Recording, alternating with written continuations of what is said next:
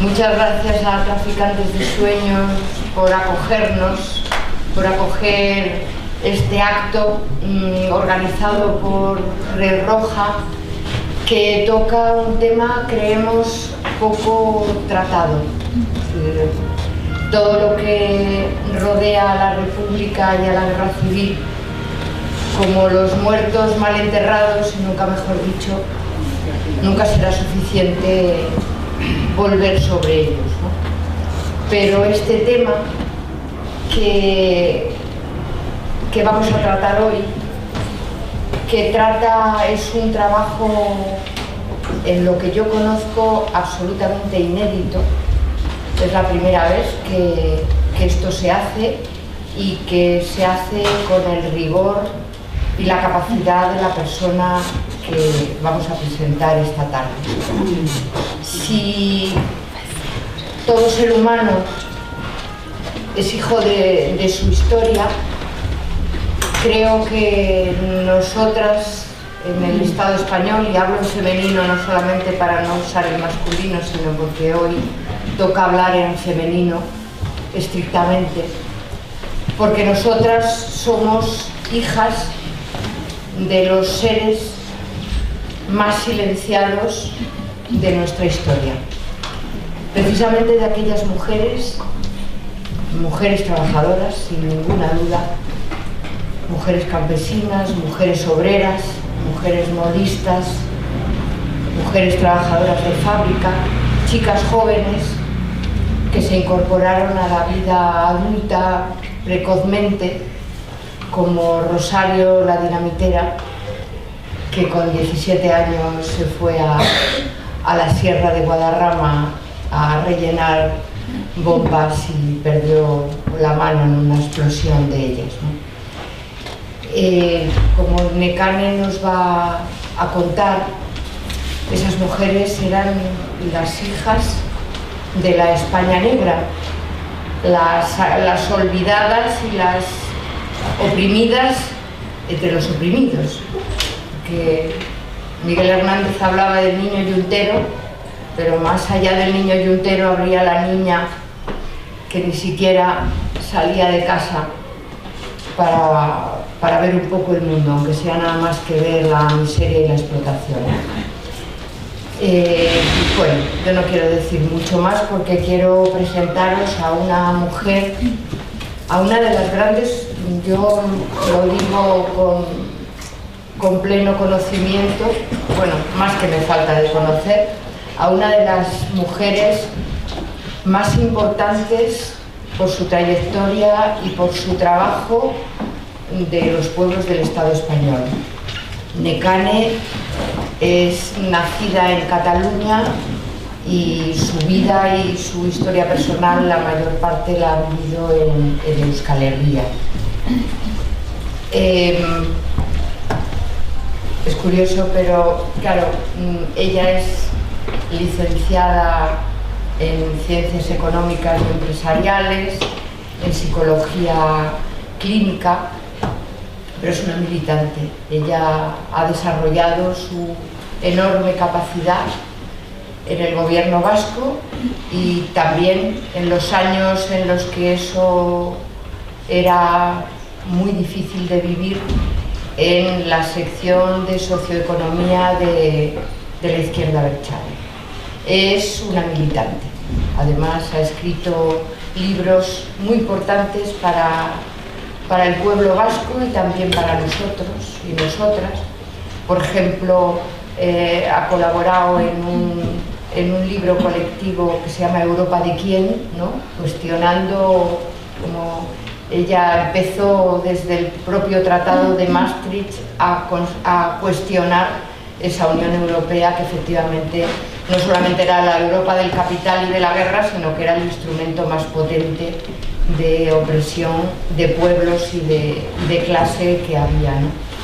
Ella ha escrito también, es cofundadora de la revista Espada, ha escrito Política Social y Vivienda en Euskal Herria, el Estado Español y la Unión Europea, Conversaciones en una Euskal Herria en crisis, e independencia, ¿no?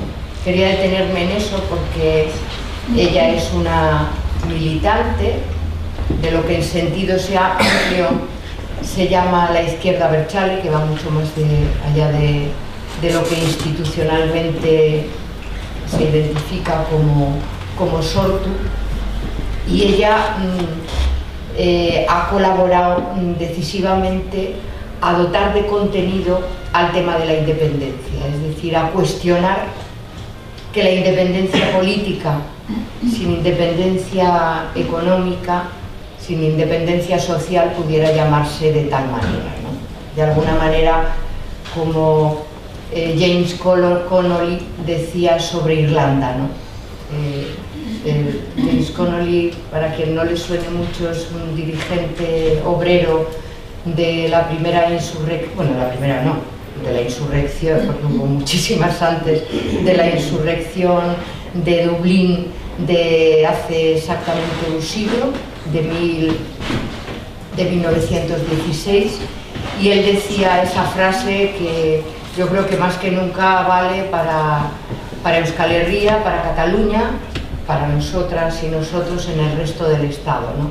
Él decía a sus compatriotas: podréis poner la bandera verde de la República de Irlanda en el castillo de Dublín, pero si no construís una república socialista, tendréis la misma bota de los ingleses sobre vuestro cuello, ¿no? Entonces, bueno, agradecer a Nekane muy especialmente que haya venido, y yo quiero cerrar su presentación de la manera que me parece que es el mayor homenaje que se puede decir a una persona, y es que es una mujer militante, ¿no? Una mujer luchadora.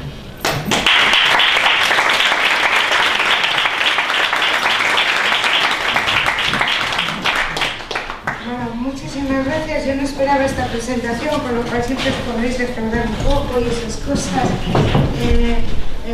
No soy tanto, supongo que soy casi, o sea, igual que todos los que estáis aquí.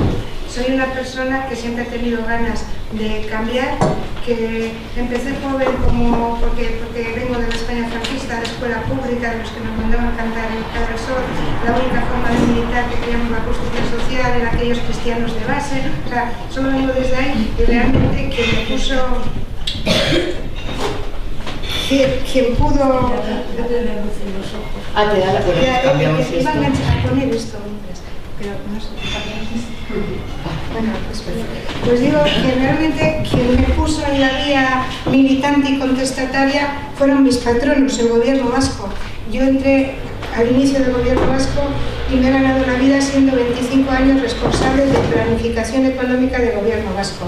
Y era una esquizofrenia. O veía lo que estábamos haciendo, teniendo la parte social al lado, o no se podía. Realmente, cuando conoces la política económica en profundidad, o te haces de ellos o tienes que estar en el otro extremo. Y jamás pude hacerme de ellos, ¿no? aunque he vivido de eso 25 años. Quiere decir que eso ha sido mi impulso, que eso ha sido lo que me ha dado coraje, pero mi base es la de todos vosotros, las ganas, supongo que estáis aquí, de conocer la verdad y a través de ella pues intentar trabajar por la justicia social en el pleno término de la expansión, del término, porque creo que se utiliza muy mal, y sobre todo la política, y lo he visto haciendo informes para el gobierno vasco, nos roba las palabras para vaciarlas de contenido. Y cuando vemos que ya lo están haciendo ellos, y ellos ya, con la crisis de 2008, si lo decía Sarkozy, van a acabar con los paraísos fiscales, ahora es lo que hay, ¿para qué vamos a luchar la izquierda? Si ellos van a solucionar todos, si ellos están haciendo una política social estupenda, ¿para qué vamos a luchar? Nos están robando las palabras, no solamente nos robaron cuerpos, nos roban historia, nos están robando el día a día ideológico. Entonces, esto lo digo porque engancha un poco con la charla, y sobre todo, bueno, antes de empezar quiero dar las gracias a Red Roja y a Traficantes de Sueños por permitirme hacerlo.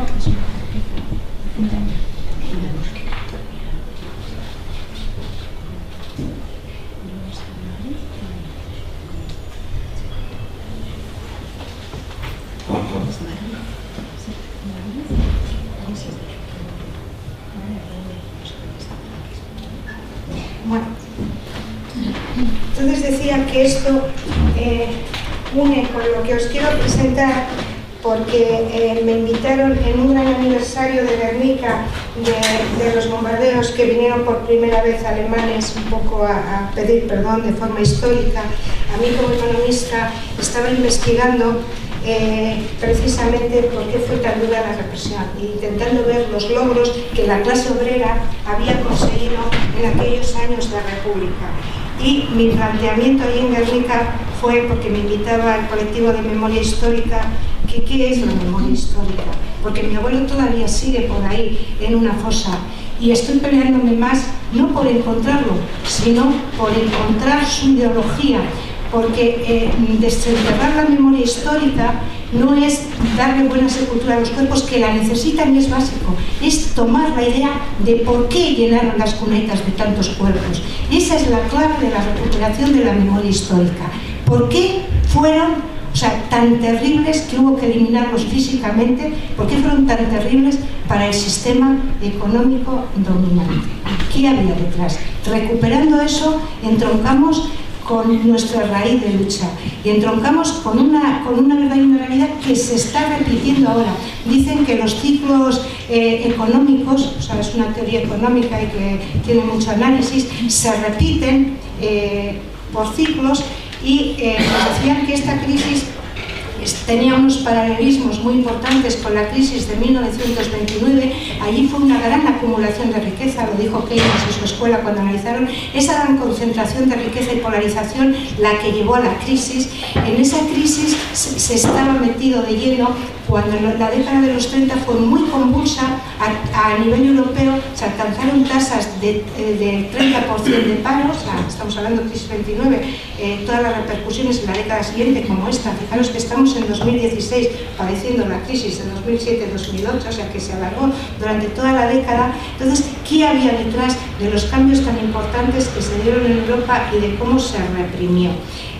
Entender eso, digo que es análogo, porque la crisis ahora también ha sido por acumulación de capital, incluso ha acumulado mucho más que en aquel momento, y todas las circunstancias sociales, de poder, de familias, son muy análogas. Por tanto, si cogemos esas claves, posiblemente podamos tener algún instrumento que nos pueda iluminar en lo que queremos trabajar desde esa meditación. No, esto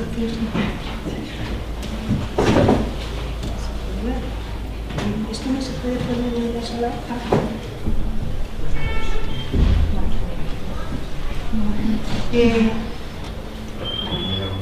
Podemos ir a no, si todavía la de los números. Sí. Mira, aquí la vas a...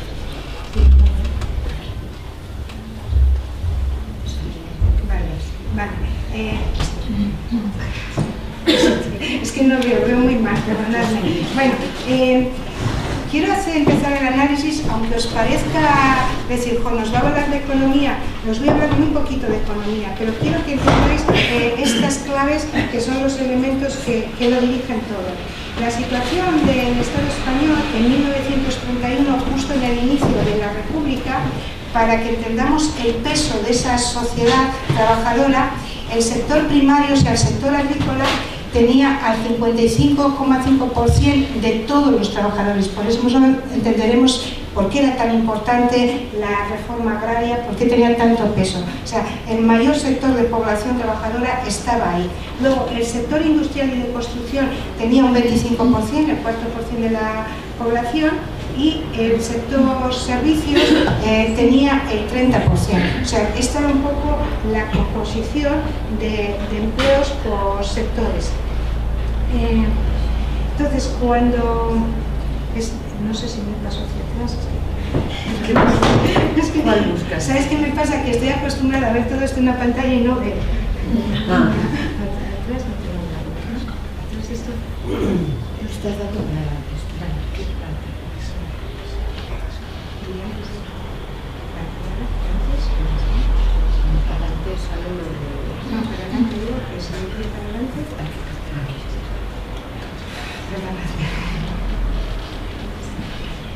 también similar.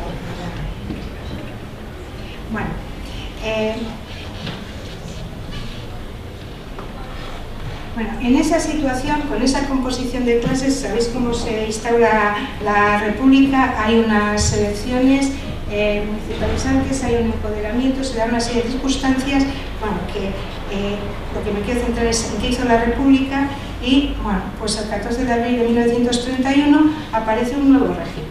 Lo primero que hay que entender es que la República es un régimen de gobierno, que no es la monarquía, pero un régimen de gobierno, como decir, en Francia tenemos la República Francesa, y dentro de un régimen de gobierno hay elecciones y hay gobiernos, o sea, que los gobiernos pueden ser de derechas o de izquierdas. Eso es clave porque a veces también tenemos falsos mitos de la República. Y como clase, porque esto yo lo estoy planteando en lucha de clases y tenemos que entender la dinámica de luchas de clases, si no entendemos que la República tuvo su gobierno de izquierdas y su gobierno de derechas, hicieron elementos, o sea, veremos lo que pasó, o sea, tenemos que admitir todos los puntos negros de la República, también admitiendo todas sus luces, o sea, pero decir esto sin tapujos, porque hay gente que me ha dicho, por cierto, se llaman de izquierdas, no puedes decir eso de la República porque la República es el único mito, o sea, que nos queda, o sea, como un mito, y entonces, pues, plantear las partes oscuras es como desmitificarla. No, la República la debemos de defender porque es el elemento que conocemos que puede ser el más democrático, es decir, es la forma de gobierno que no depende ni de la sangre y todas esas cosas, y, o sea, que bien desarrollada desde el pueblo y por el pueblo es un instrumento totalmente válido. Tenemos que defender, pero no ser ilusos que con la instauración de la Tercera República se han resuelto nuestros problemas, ni mucho menos. Bueno, entonces, yo quería marcar primero las partes de esa, los planos de esa república y a dónde conducen. Bueno, quería empezar por el homenaje ese a la mujer, por los hitos que supusieron de género. La charla, como la hemos llamado, golpe de Estado de género y clase, es porque durante la República, si alguien avanzó, no le dio la vuelta a la tortilla totalmente, pero dio unos pasos de gigante en la consecución de derechos básicos, fue la clase obrera y la mujer. Por eso el golpe de Estado fue contra esos pasos, contra la clase obrera y la mujer. Bueno, en la mujer los hitos pues creo que son más conocidos. Una sola mujer, Clara Campoamor, participó en la Constitución de 1931. Pero decir esto es importante porque es que es la única mujer en toda la historia que ha participado en una Constitución. Ni había participado antes ninguna en la Constitución de Cádiz, ni participó después en la Constitución del 78. O sea, hemos pasado cosas chocas. Ninguna mujer ha estado. Y esta mujer participa en la redacción de una Constitución, lo que fue también un paso de valor de la República antes de que la mujer pudiese votar. O sea, entra a redactar una Constitución sin que las mujeres tuviesen derecho al voto ni tuviesen plenos derechos en todas las instituciones, lo que ya pone en evidencia un punto de apuesta inicial de esa República por el género. El artículo 25 de aquella Constitución, el de la igualdad, dice claramente que no podrá ser fundamento del privilegio jurídico el nacimiento, el sexo, la clase social, la riqueza, las clases políticas, las creencias religiosas. Lo del sexo es uno de los artículos, o sea, es un punto que se debatió durante días. Están los papeles que pueden leerse históricos, porque los hombres decían que ya quedaba claro, o sea, no había que poner el sexo, se sobreentendía. O sea, es la primera vez que se habla del sexo en un tema jurídico. Y bueno, el artículo 36, que por primera vez reconoce el voto femenino. Por cierto, antes que algunos países europeos que todavía no lo habían reconocido. Pero bueno, sí, el tema va mucho más allá. Que ese poder participar en la vida política va al derecho a desempeñar cargos en todas las instituciones en la vida pública, pero los tenían muy coartados. en toda la vida pública. Se da el derecho al divorcio y al aborto. Ya veis qué manifestaciones tenéis en Madrid, en pleno siglo XXI, con este tema. Esto, año 31. Hay toda una protección al trabajo femenino. La República se compromete con esta Constitución y lo desarrolla en la protección a la maternidad, la primera ayuda de maternidad, además de desarrollar las pensiones y esto, la primera ayuda de maternidad lo concede y lo introduce la República. Hace todo un código, todo un cuerpo que fue pionero en muchísimas partes en Europa. Y el Código Penal el republicano, toda la normativa es aplicable sin diferencia de género, o sea, despenaliza el adulterio. Luego veremos qué hizo el franquismo, pero es que había un código muy diferente para género. Bueno, esto por parte, podríamos decir, líneas claves para la mujer, pero sin pensar que el aborto, el divorcio, los derechos al trabajo, la protección, rompía con la idea clave religiosa de sometimiento a la familia, de sometimiento a la mujer. Habría todo un panorama social y político sin precedentes. Pensar lo que esto significaba para un clero tan fuerte, que llegaba a ese punto tan fuerte, que luego tuvo el papel que tuvo en el golpe de Estado. O sea, todo esto era como un ataque a los pilares que ellos llamaban del patriarcado, del clero y de todas las instituciones rancias. Respecto a las grandes reformas económicas, lo primero que se plantean es la reforma agraria como reforma social. La reforma agraria, cuando habíamos visto que en la tierra estaban trabajando más del 45% de toda la fuerza laboral del Estado español, era muy importante. Y no solamente significaba una reforma de protección de derechos de las tierras, sino una reforma social implícita. ¿Por qué? Porque el trabajador de la tierra, habéis visto Los Santos Inocentes, supongo que os sonará. El trabajador de la tierra era el sumiso, era el esclavo de todos esos señoritos. O sea, toda su familia estaba a disposición. Que hablaros del derecho de pernada, de todo. O sea, toda la revolución agraria era mucho más que una revolución laboral de los trabajadores agrarios. Supuso una revolución social en el campo. Además, hay todo un cambio de política presupuestaria, que estamos oyendo mucho, ¿no? Lo de la política presupuestaria también en esta época. Hay un cambio en desempleo, educación, vivienda, ahora también al revés, ¿no? Con los recortes. Aquí lo que se plantean por primera vez es que las instituciones públicas van a recoger, eso ya lo estaba desarrollando Keynes, era el keynesianismo, en el que luego derivó el estado del bienestar, pero la República ya pone las bases de lo que luego se ha conocido como estado de bienestar y empieza a desarrollar unas políticas públicas de protección, metiendo, como os digo, la vivienda, la educación, la sanidad.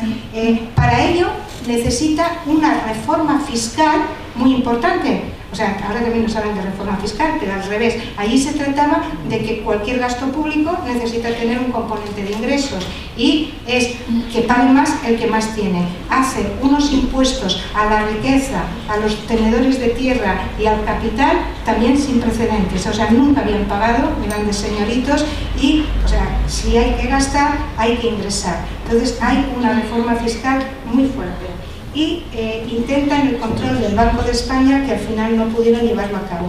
Pero solo con estos elementos que os he dicho, si pensáis ahora las políticas que nos están haciendo, o que nos han hecho los gobiernos, los dos últimos gobiernos, veréis que han ido totalmente al revés. Que hacer ahora una reforma fiscal súper progresiva y tratar de dar cobertura social utilizando los instrumentos que tiene el Estado, el gasto en educación, todo esto era revolucionario porque tenían que pagar unos, porque te estoy socializando tierras, porque la educación, estoy haciendo una educación pública fuerte y estoy quitando a la Iglesia Católica el predominio que tenía en educación. ¿Sabes lo que significaba cada una de estas cosas de ataque al régimen establecido? Bueno, poniendo en práctica estos elementos, tenemos estos datos. La redistribución funcional de la renta. Ese era otro tema.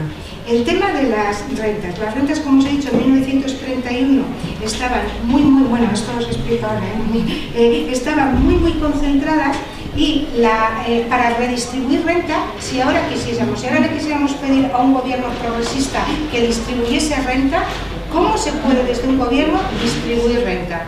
Pues hay tres vías. La primera es obligando al mercado que genera rentas, o sea, al propio mercado laboral, distribución equitativa de renta. ¿Cómo el propio mercado laboral hace distribución equitativa de renta? Pues pagando más en salarios, o sea, distribuyendo mejor en el origen, entre capital y trabajo. Entonces, para eso necesito una reforma laboral que me proteja el trabajo y me tenga bien en cintura al empresario, que es totalmente lo contrario. Entonces, necesita una reforma laboral profunda que la República la hizo. Necesita una ley de salarios mínimos dignos que la República la hizo. O sea, también hizo esto. Y necesitó una alta participación social en la economía a través de lo que fueron los sindicatos. Los sindicatos surgen a finales del siglo XIX, en las zonas más industrializadas, pero vamos, pues como la que es contar, siempre, pues muchas veces clandestinos, otros pues perseguidos y con mucha limitación de acción, y entonces la República les da o les otorga el estatus de agentes sociales más. Porque ahora se habla de agentes sociales, pero sin ningún contenido, porque como os digo, nos roban las palabras y ya parece que los tenemos. Bueno, entonces con esas políticas de distribución se llegó a lo siguiente, a que en 1931, cuando entra la República, aquí está, en 1931, de toda la riqueza que generaba el país, que los economistas la llamamos PIB, que bueno, que os quede que es toda la riqueza que se genera, la tarta que se reparte. De esa tarta que se repartía, los salarios se llevaban el 31% y el capital se estaba llevando el 69%. Pues bueno, en 1935, después de todas estas reformas, para que veamos el calado que tuvieron, que es que estaban dándole la vuelta a la tortilla. En 1935 ya los salarios se estaban llevando el 54% de esa tarta, más de la mitad, cuando antes no se llevaban ni una tercera parte.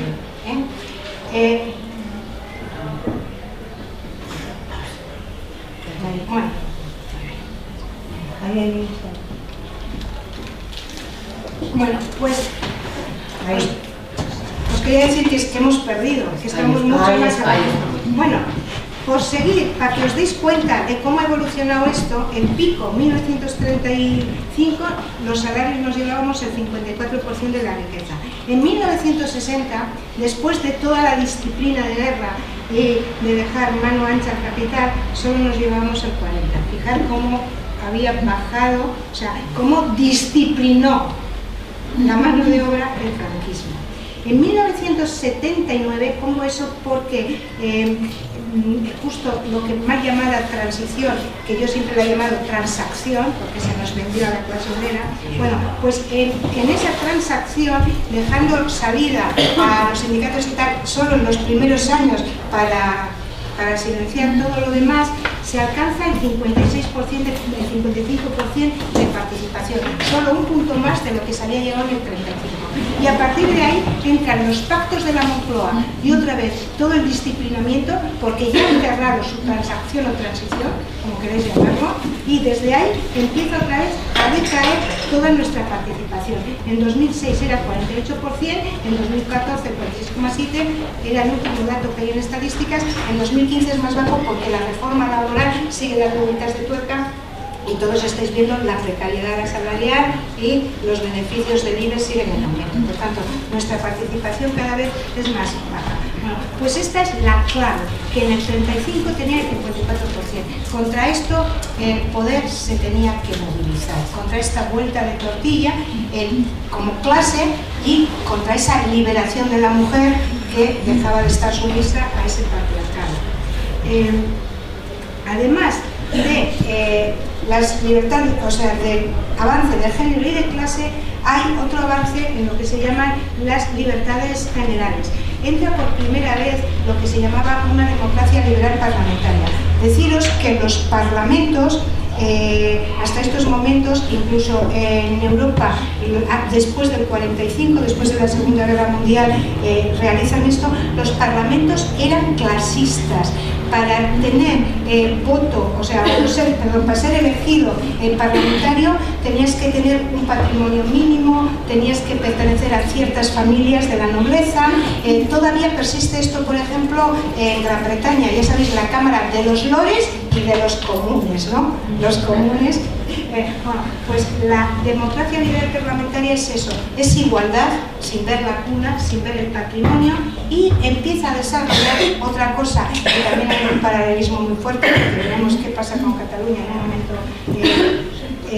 que vamos a ver aquí. Empiezan a desarrollarse los estatutos de autonomía, otra cosa que altera a todo el ejército. Esto lo empieza a desarrollar la República. Entonces, como veis, tenemos muchos paradigmas. Entonces, ante todo esto, ¿qué es lo que sucede?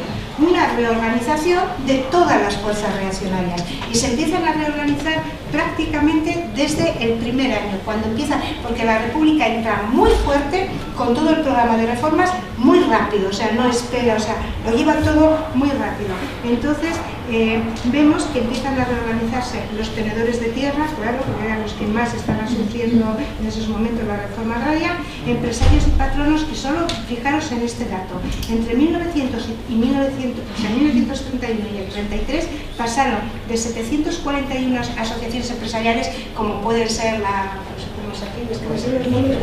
DEBI, los de la patronal, sí, todas las asociaciones patronales, las COE, sí, los banqueros, todas esas asociaciones pasan de 741 a 2 años después 4.623, y el número de socios pasa de 116.000 a 266.000. Como veis, empieza una rápida autoorganización del capital que se le estaba llevando en la carta. Además, se reorganiza el ejército y, por supuesto, la Iglesia se reorganizó desde el primer momento que le quitaban a las mujeres de su control. Entonces, ante eso respondieron muy rápido. Tenemos el primer alzamiento militar, que fue fallido en agosto de 1932, un año y 4 meses después de la República. Es bastante poco conocido porque lo pararon al momento. Se le llama la Sanjurjada porque fue de Sanjurjo, la dirigió desde Sevilla, pero vamos, no duró ni horas, fue más corto que el Tejero. Pero en cualquier caso, yo creo que también está dirigido para intentar ya asustar y decir que aquí estamos. Bueno, ese es el primer voto dirigido contra la República. A Sanjurjo lo juzgan y lo destierran a Portugal. Digo esto porque desde Portugal volvió a volar hacia aquí en julio de 1936. Y entonces, pues lo consiguió. Bueno, con toda esta movilización de la derecha y las divisiones de la izquierda, hay nuevas elecciones en noviembre de 1933 y gana la derecha. Gana la derecha y hay toda una involución en todo el desarrollo democrático del bienio anterior. Entra en lo que en la República se conoce, y el menos estudiado, porque parece ser que solo queremos ver las luces y no ver que se pierde cuando pensamos que ya lo hemos conseguido, o sea, cuando se bajó la guardia de una manera tan prematura. Entonces entra el bienio negro, paraliza la reforma agraria, paraliza el desarrollo de las leyes, hay una verdadera represión con los compradores de tierra, paraliza la reforma laboral y en febrero del 34 constituye la derecha lo que era la Falange Española y las JOS, pero que esto eran juntas, bueno, que fijaros en el nombre, juntas ofensivas nacionales sindicalistas, ellos querían hacer milicias de calle. O sea, y entonces eran milicias de calle para el orden público. ¿Por qué pasa esto en febrero del 34? Pues os lo cuento. Porque en febrero del 34, ahí estamos, se da un hecho clave que también se conoce poco, que fue la llamada Primavera de Viena. Ha habido más primaveras, además de la de Túnez. Y, bueno, pues es un levantamiento militar contra el desarrollo del socialismo que se estaba desarrollando en Viena. En 1930, como os digo, respondiendo a la crisis del 29, es un auge del socialismo en toda Europa, del socialismo, del comunismo, por eso avanzan los fascismos. O sea, Hitler, antes de llegar a los campos de concentración de judíos, los llenó de socialistas y de comunistas de su propio país. Y empiezan las masacres y la subida de los fascismos. Por cierto,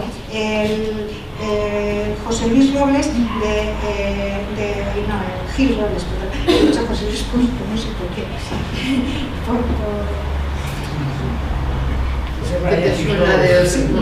Bueno, pues digo que también estaba unido a esa entente europea de esos fascistas, pertenecía a esa misma liga de Mussolini y de tal, que luego se unió Franco. Entonces lo que digo es que en Viena hay una verdadera masacre. Se dice que fue de corta duración, pero en partes de la historia se estudia como la guerra civil austríaca del 34, y empieza a rumorearse a nivel europeo que la siguiente intervención va a ser en España. Entonces, como había habido ya el golpe de Estado anterior, o sea, y se empiezan a crear, muy empoderados, se empiezan a crear pues la falange y tal, hay una movilización sin precedentes del movimiento obrero. Es el año 1934, os invito a que lo analicéis en profundidad si hay gente que quiere hacer tesis o quiere, porque merece la pena desenterrarlo. A raíz de febrero, los obreros están convencidos que vienen a cargarse todos los logros que había hecho el bienio anterior y empiezan a armarse. Eibar, de Guipúzcoa, fuera de horarios, empieza a hacer armas de extranjis, que las estaban escondiendo. Los asturianos estaban robando dinamita, o sea, lo estaban acaparando. Se compran armas al extranjero, se interceden, hay muchos datos históricos, los armamentos que se interceden, o sea, empiezan a decir, no nos van a matar como a los de Viena. O sea, entonces empieza una tensión muy fuerte a lo largo de todo ese 1934. Para que veáis un poco Primo de Rivera, que era tan importante entonces con la falange, pues cómo provocaba y qué poco confiaba en la democracia. Seguro ya habéis oído esto. Tampoco confío en la eficacia del voto del hombre, porque antes habían dicho que no confiaban en la eficacia del voto de la mujer. Pues tampoco confío en la del hombre. La ineptitud del sufragio es igual para ella que para él. Y es que el sufragio universal es inútil y perjudicial a los pueblos que quieren decidir de su política y de su historia con el voto. Y utilizan el arma que pueden estar utilizando en Venezuela en cualquier lugar. Este libro es crear el paro, crear la necesidad, empiezan a despedir los empresarios, está todo lo que está. Entonces las tasas de paro, además con una crisis detrás, alcanzan el 20%. Los historiadores críticos tienen el consenso de que realmente la República no se pierde en el 36, se pierde en el 34, cuando el presidente de la República, o sea, quiere ser neutral, dejar a ese gobierno aunque sea de derechas y no interfiere, o sea, se pliega, dicen muchos, un poco a esos deseos del capitán. En 1934 el PSOE plantea ya las bases para la revolución. Entonces había hecho un programa en enero, se conoce como el de enero, pero lo fue desarrollando a lo largo de la primera parte de ese año y intentando ya no responder y ser insumisos al gobierno de derechas. Entonces es seguir planteando la nacionalización de la tierra, ya no solamente mucho más allá, mayor prioridad para los proyectos de regadío, reforma radical de la educación, disolución de todas las órdenes religiosas, o sea, llevan a la mayor, disolución del ejército, disolución de la Guardia Civil, reforma, sí, una reforma de toda la burocracia, porque además en las instituciones seguían habiendo elementos monárquicos, o sea, es lo que es el funcionariado, entonces estaban ralentizando todo, seguir poniendo las leyes que había aprobado el gobierno anterior, mejoras de todas las condiciones de obreros, la reforma otra vez tributaria, que pagan más impuestos de la Hacienda, y bueno, todo esto además lo pedían por decreto. Entonces, con todo esto y una alteración en las calles, la falange mató a gente antes del 34, o sea, hubo muertos. Con todo esto, decir que la autoorganización campesina pide una huelga revolucionaria general y responde, pero como uno solo, Aragón, Extremadura y Andalucía, los que más peso tenían, y los machacan sin precedentes, pero machacados con las armas y el ejército. Entonces, esto enciende al resto. Esto estaba pasando a inicios del verano y se va preparando, llevando armas. O sea, el verano lo utilizan, según dice la historia, para ver con qué fuerzas cuentan, para movilizar todas las armas que tenían el movimiento obrero, y la consigna es instaurar una república social. Esto es muy importante porque antes de instaurar una república, y luego nos damos cuenta que las repúblicas pueden tener apellido, pueden ser capitalistas, pueden ser socialistas. Entonces la consigna era una república social, y convocan la huelga revolucionaria el 5 de octubre del 34. Es decir que el 4 de octubre hay un llamamiento de Companys en Cataluña pidiendo a todos los pueblos de España que se inicien ya, cada pueblo, la construcción de su república social. Y él, el día 6, se declara su estatuto de autonomía en marcha, declara la República Social de Cataluña, la primera, o sea, estamos muy análogos, lo hizo de forma unilateral. El llamamiento lo hizo el día 4, y como solo estaban esperando, o sea, una chispa, el día 5 se convoca la huelga revolucionaria en todo el Estado español. No es la revolución de Asturias, porque también es, pero es que la gente piensa que 1934 fue Asturias. 1934 fue todo el Estado español, menos, o sea, solamente poca gente, muy poca, menos Aragón, Andalucía y Extremadura, porque no hay cabeza que se pueda levantar. Los habían masacrado y encarcelado. Entonces, se da en todas las zonas industriales. O sea, hay alzamiento, hay pueblos, muchos pueblos que siguen manteniendo sus actas, todo lo que no quemó, que vienen los nombres de lo que proclamaron, lo hicieron. O sea, se empiezan a proclamar repúblicas sociales, y además como independientes y insumisas a todo el gobierno de derechas de la república. Donde más duró esto, porque 2 días después entraba el ejército, se declara, por cierto, del ejército comandan para todo lo que llaman la parte norte a Franco, que lo traen de África, y se viene ya con los legionarios, los regulares. O sea, que ya en el 34 había hecho todo su ensayo de lo que luego sería el 36. Bueno, declaran el estado de guerra, y ese estado de guerra duró 6 meses en todo el Estado español. No fue. Entonces, los que más aguantaron todo ese pulso fue Asturias. Por eso se habla de la revolución de Asturias. Pero os digo, fue revolución en todo el Estado español. Deciros que hubo más de 30.000 personas detenidas, que se mantuvieron en las cárceles hasta la amnistía de 1936, cuando ganó el Frente Popular. Que el número mínimo que se da de muertos, pero pasa como con la guerra del 36, que las cifras no se conocen, son de unos 4.000. Todos estamos hablando de unos días, o sea, en el mes de octubre. Entonces, se hace eso. Bueno, esto ya os lo cuento un poco. Y sí.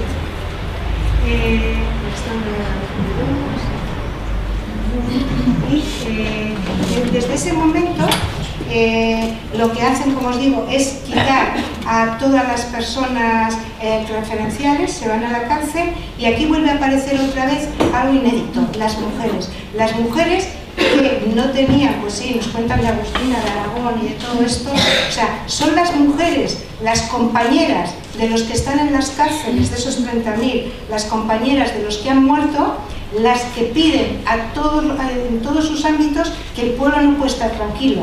O sea, inician todo un movimiento por la amnistía. Es la primera vez que hay un movimiento por amnistía a nivel de todo el Estado español, un movimiento por la amnistía, y son unas campanillas despertadores de conciencia permanentes. porque se van todos los sábados, que eran los lugares de paga en las industrias o donde había trabajo, y se van a hacer colectas para los presos, para sus hijos. Entonces crean todo un movimiento, además se las designan delegadas, o sea, hacen grupos, comités políticos, y son las que hacen de intermediarias entre toda la izquierda para crear un bloque fuerte de izquierdas, entendiendo muy bien que estaban en una lucha de clases. Y este bloque, que no se había unido en el 33, va unido en febrero del 36. Es el famoso Frente Popular, pero decir, y esto también lo conoce la historia, que ese bloque fue gracias a las mujeres. Y mujeres que nunca habían sido políticas, muchas algunas pasaron a la política, luego fueron muy activas también en la guerra del 36, o sea, que aquí la mujer lanzó todo ese potencial. En febrero del 36 gana el Frente Popular, empieza otra vez muy fuerte a todo lo que se había paralizado de reformas, llevarlo adelante. Lo primero que hacen es abrir cárceles, o sea, la amnistía general, y, o sea, ya la derecha no espera ni un minuto más, tardó pues de febrero a junio para dar el famoso golpe militar. Por eso estamos planteando que fue realmente una lucha de clases, y el golpe militar iba a disciplinar a la mujer y a la clase obrera. Para que veamos lo que supuso esto, una cosa también importante. Esto está muy documentado ya, por lo menos quiero decir, no sé si estará aquí, en otros lugares, en Euskal Herria está muy documentado por el movimiento de memoria histórica, que cuando entra el 18, el 19, vamos, por ejemplo, para el 26 de julio, la mayoría de los pueblos de Nafarroa ya habían, bueno, la mayoría de los pueblos ya se habían fusilado a todas las personas del 34. O sea, fueron tantos los revolucionarios del 34 los que se fueron a la cárcel, los que salieron y no habían ido a la cárcel, pero porque la República no se había metido a todos, pero el poder de todos los pueblos, el 34 les sirvió ya para hacer su lista. Y entonces, antes incluso de iniciarse en nada, ya fueron por las casas cogiendo. Entonces, decir que los revolucionarios de 1934, se dice la historia que prácticamente el 75% estaban muertos antes de que acabara julio, estaban ya llenando las cunetas, y el resto, los que pudieron huir a tiempo, claro, fueron los que entraron primero en combates. En sus zonas no había, ya estaban, porque habían estado en la organización del 34, estaban en otras provincias, en otros lugares, y se dice que muy pocos sobrevivieron después de los 8 meses de iniciada la guerra, porque estuvieron desde el primer momento en los frentes más duros. Bueno, la frase de Keipo de Llano, creo que la conocéis bien, y es que nuestros valientes, y todo esto dicho por radio, bueno, tiene muchas, pero esta es de las más conocidas, nuestros valientes legionarios irregulares han enseñado a los cobardes de los rojos lo que significa ser hombre, y de paso también a sus mujeres. Después de todo, estas comunistas y anarquistas se lo merecen. No han estado jugando al amor libre, ahora por lo menos sabrán que son hombres de verdad y no milicianos maricas. No se van a librar por mucho que forcejeen o pataleen. Puesto esto lo dijo el 23 de julio del 36 al entrar en Sevilla, en Radio Sevilla, y pues en 6 meses fusiló a más de 3.000 personas en la provincia, y no sé cuántas mujeres dejaron de ser violadas en Sevilla, violadas y muertas. Bueno, pues con la memoria histórica de nuestro gobierno tenemos el premio. El 17 de julio de 2012, siendo ministro de Justicia vuestro antiguo alcalde, sancionó con su firma la renovación del título nobiliario del marquesado de Tipo de Llano, que era del nieto de este general. O sea, ya por no pedirlo había decaído, porque decae no sé cuántos años, y lo volvió a sancionar y a dar. Esta es la memoria histórica, esta es la corrección.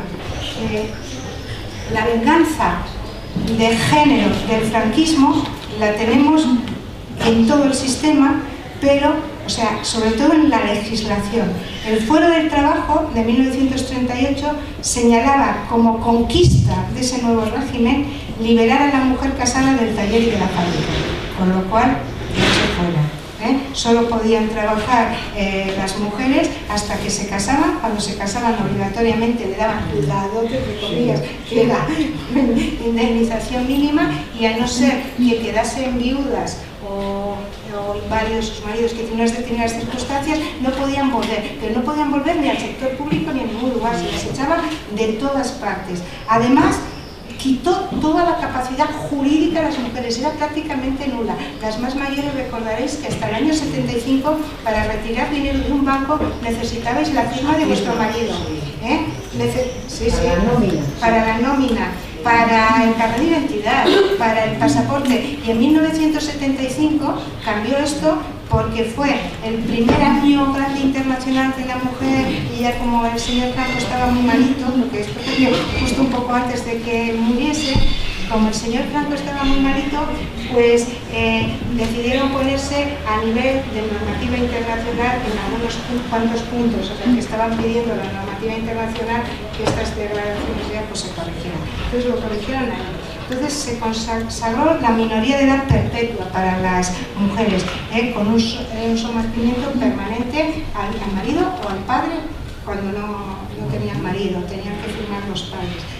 Y no se conoce el derecho de las mujeres, pues ya no sé a qué, pero por supuesto se quita la ley del aborto, del divorcio, todo lo que conocéis. Y aquí tenemos un tema importante. El Código Penal de 1944, que se carga, tiene una desigualdad y jurídica según el género. Hemos dicho que para la República había igualdad y se ensaña contra la mujer. O sea, endurece todas las leyes penales que afectan a la mujer. Y en sí plantea, pero lo plantea en los propios artículos, luego veremos algunos escritos, plantea en los artículos a la mujer siempre como un objeto de posesión, porque siempre habla de posesión de masculino. Por tanto, penaliza el adulterio, el amaceramiento, pero, y este es el tema que quiero señalaros, reincorpora un tema, un punto que se llama uxoricidio por causa de honor. Uxoricidio es que te mato porque eres mía. Este privilegio está concedido al hombre, concedido en el Código Penal, para defensa de su honor, por el que se puede matar o lesionar a la esposa adúltera o a la hija menor de 23 años mientras viviera en la casa paterna. Esto estuvo vigente hasta 1975, que dijeron las instituciones internacionales. Si queréis pedir a la Unión Europea, que ya se estaba tocando, y que esto, pues estas cosas, entonces, cuando estamos hablando de lo arraigado de la violencia de género, de lo arraigado de que lo siente mío, eso ha estado protegido por el derecho penal desde 1944 hasta 1975. Bueno, esto es, como deciros, por venganza de género. Luego, la venganza de clase. La ley 9 de febrero del 39 hace una depuración de todas las responsabilidades políticas y decreta la incautación del patrimonio de todos los partidos, de los sindicatos, y se saquea el patrimonio, todos los patrimonios familiares. O sea, todo el mundo que se había situado en otro lugar, ya sabéis, igual lo habéis visto en el cine o en novelas bien documentadas, cómo te venía un falangista a tu casa y te decía: esta casa ya es mía, y este es el documento que me firmas, y te vas. O sea, cambiaron los patrimonios, pero no solo los grandes patrimonios de sindicatos, de partidos, sino de la gente, se les usurpó en la cara.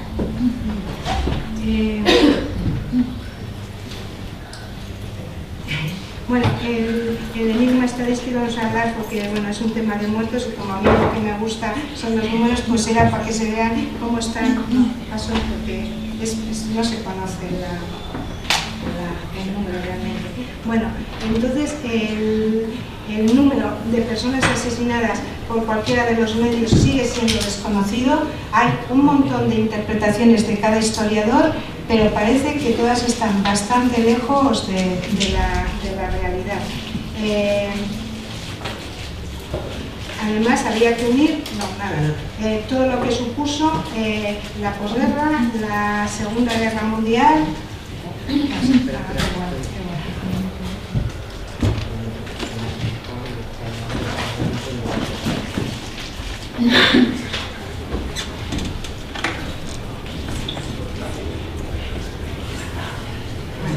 Sí, entonces la pregunta que quería reflexionar con vosotros es preguntaros, ¿esto es cosa del pasado? No solamente esto parece que pasó en el 36, pues igual como también nos impresionaba mucho, estaba en Argentina, Chile, muy conocidos, cuando Allende trata también de hacer pues una también república en concreto socialista, pero ya en el siglo XXI hemos tenido Honduras, que sigue estando bajo todo el dominio de ese golpe de Estado. Tuvimos el golpe de Estado de Venezuela, que no siguió adelante, y lo que está pasando ahora en Venezuela es una copia, pero exacta. Si empezáis a ver lo que pasó con Chile, cómo quitan el abastecimiento, cómo está toda la prensa mundial, o sea, es una copia, desabastecer, poner el pueblo contra su gobierno, o sea, que no lo consiguieron como golpe de Estado, pero están consiguiendo ahora, pero hasta ahí hablábamos de golpes de Estado militares. Lo trágico es que han instaurado con esta crisis, a partir de 2011, unos nuevos golpes de Estado, que son los golpes de Estado financieros. Son totalmente golpes de Estado. Os voy a explicar por qué. Un golpe de Estado, ¿qué hace?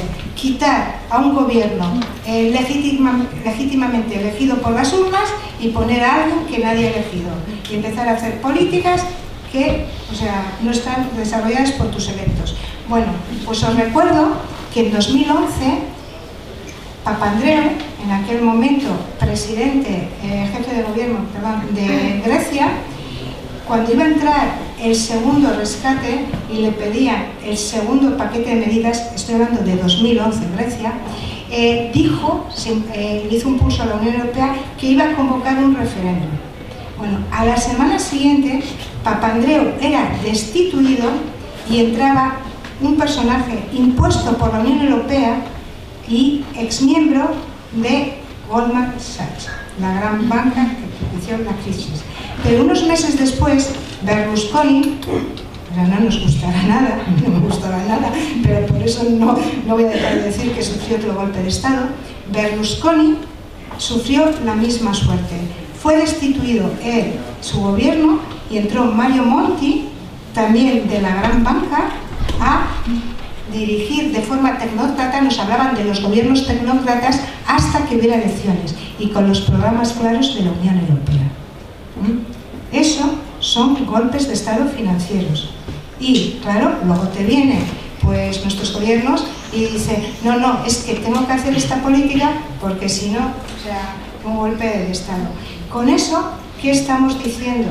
Pues os estoy diciendo que las siglas políticas no tienen que ser analizadas en sus discursos, tienen que ser analizadas en el desarrollo de sus programas económicos cuando están en el poder, porque el sistema europeo, en este golpe de Estado que ya ha puesto, en estos golpes de Estados financieros que ya han puesto en marcha y han servido para alentar a posibles navegantes, a los portugueses o a otras siglas de izquierda de otros países, han servido para alertar.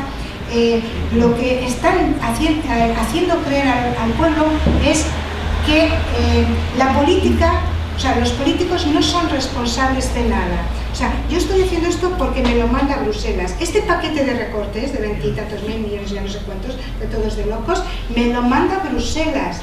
Yo no puedo hacer otra cosa, da igual cuáles sean mis siglas.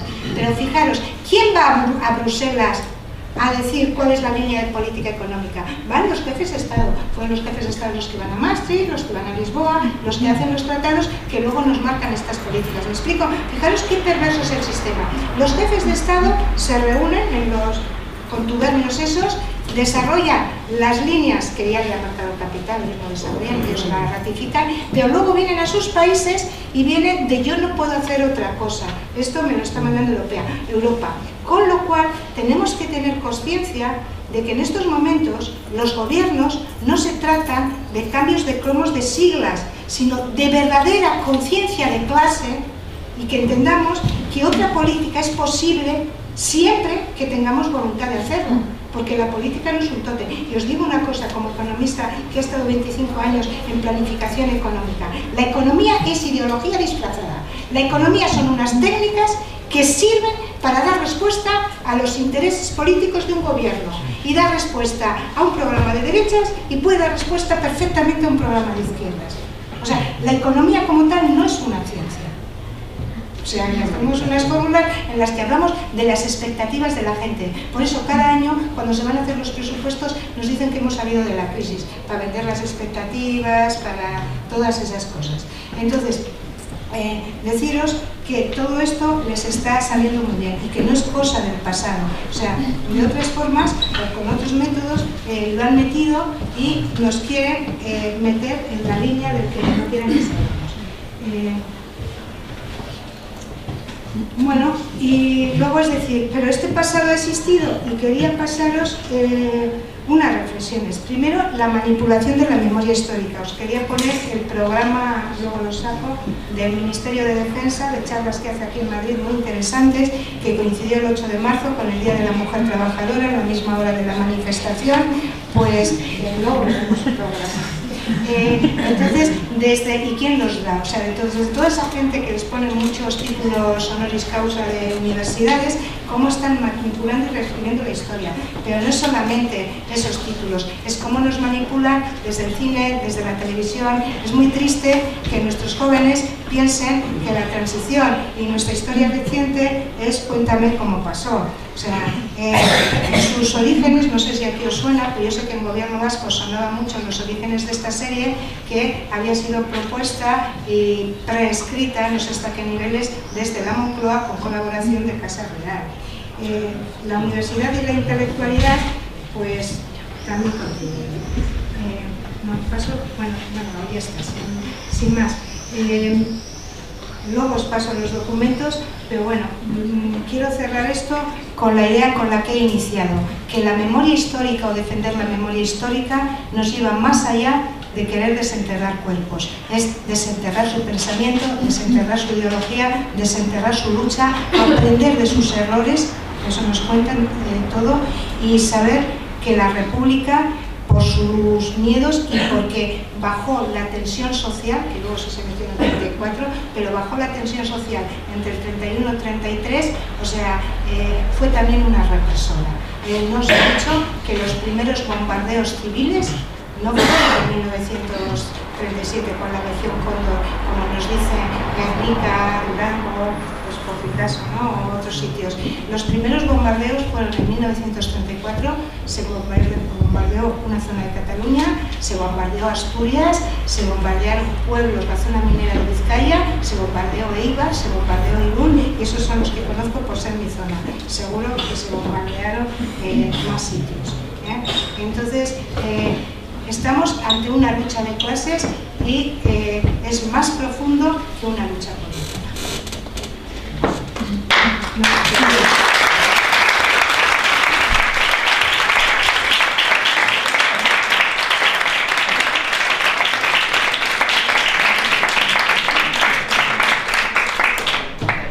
Pedimos ayuda técnica.